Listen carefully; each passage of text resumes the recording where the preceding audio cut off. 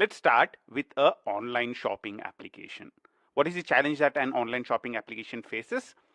Online shopping applications typically have peak usage during holidays and weekends. For example, during the Christmas period and the New Year period, you'd have a lot of load on the application. And rest of the time, you'll have low loads on the application. Now, what was the solution before the cloud?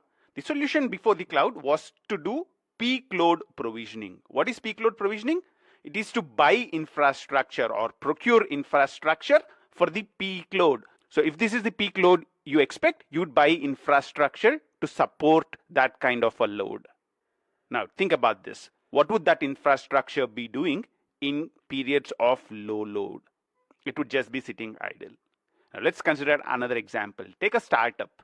What is the challenge that it faces? This challenge is also kind of a good news. The startup suddenly becomes popular, but what do you need is more infrastructure to support the load. How do you handle the sudden increase in the load? What was the solution before the cloud? Again, it was to procure infrastructure, assuming that you would be successful. And what if you are not really successful? All the infrastructure that you bought is wasted. So the typical challenges before the emergence of cloud were the high cost of procuring infrastructure. If you want to buy infrastructure ahead of time, it is very expensive. And it also needs ahead of time planning. Can you really guess the future? Can you accurately estimate the peak load? The other challenge is low infrastructure utilization. You can do peak load provisioning and buy infrastructure for the peak load, but during the rest of the time, the infrastructure is wasted. You have low infrastructure utilization.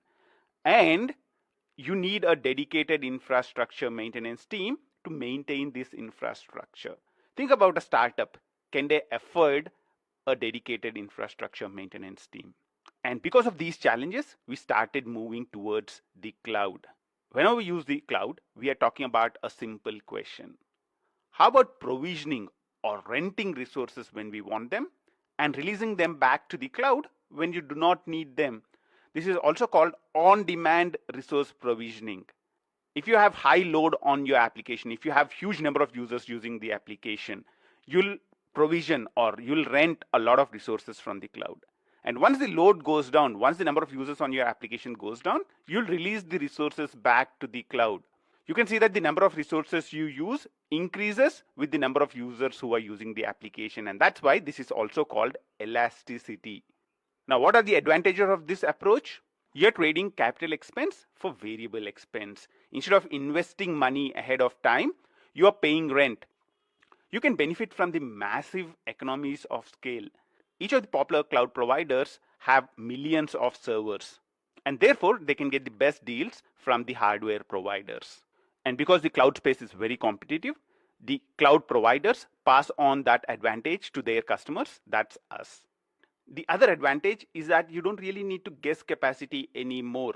If the number of users increase, you can provision more servers. If the number of users goes down, you can release them back to the cloud.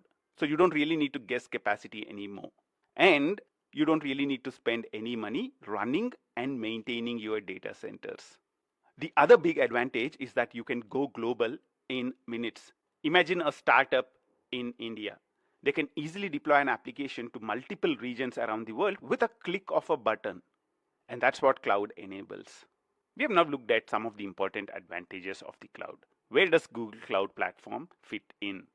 GCP is one of the top 3 cloud service providers. The other 2 are AWS, Amazon Web Services, and Azure, Microsoft Azure. GCP provides 200 plus services. And over the last few years, GCP has proved to be reliable, secure, and highly performant. It is important to remember that this is the same infrastructure that powers 8 services with over 1 billion users. Some of the most popular Google services like Gmail, Google Search, and YouTube make use of the same infrastructure that GCP provides to us. And one thing I really love about Google Cloud Platform is that it is the cleanest cloud as of today. It is a net carbon neutral cloud.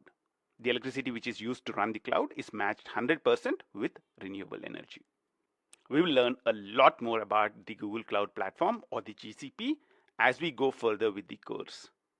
Now we go to the cloud because of on-demand resource provisioning, and GCP is one of the top 3 cloud service providers. And our goal with this course is to help you learn GCP. Is there a best path to learn GCP? Whenever we talk about cloud applications, they make use of a number of cloud services. There is no single path to learn these services independently. However, what we have done is we have done a lot of research and worked out a very, very simple path of introducing all these services to you step by step. And that's what we would be doing starting the next step.